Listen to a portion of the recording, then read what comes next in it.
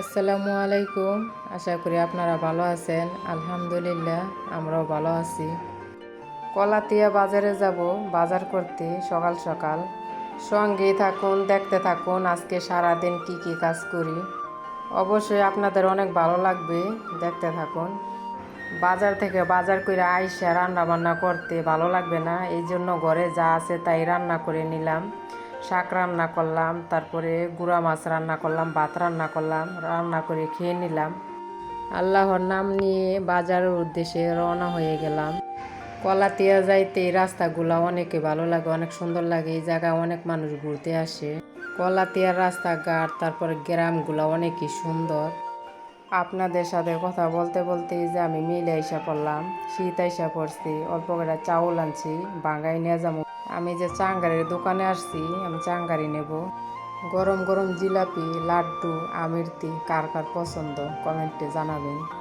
এই যে আমি রশির দোকানে আসলাম, রশি নেব, প্লাস্টিকের জগ নেব, পানির বোতল, পানির জগ, তারপরে এই যে গ্লাস, মগ এগুলো বিক্রি করতেছে, আমি নিয়ে নিলাম। এই যে বেনে ফল বিক্রি করতেছে, এখান থেকে কিছু ফল নিয়ে নিলাম। তারপর আসলাম এই যে গাড়ি দেখতে। আমাদের বাড়িতে ছোট্ট বাবু আছে, এই গাড়ি দেখলাম, গাড়ি নেব।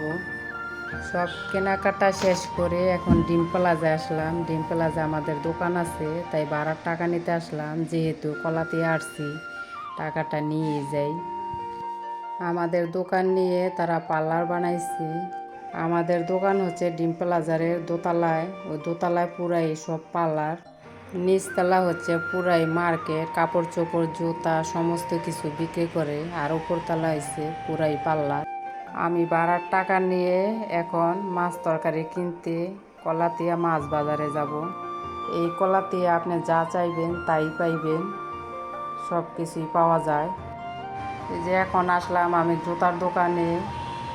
আমাদের বাড়িতে ছোট্ট বাবু আছে, জুতা নেব। এক ভিডিওতে সব কিছু দেওয়া সম্ভব না, কি কি কেনাকাটা করলাম পরের ভিডিও অবশ্যই দেখবেন। আজ এ পর্যন্তই। আমার ভিডিও যদি ভালো লাগে অবশ্যই লাইক করবেন।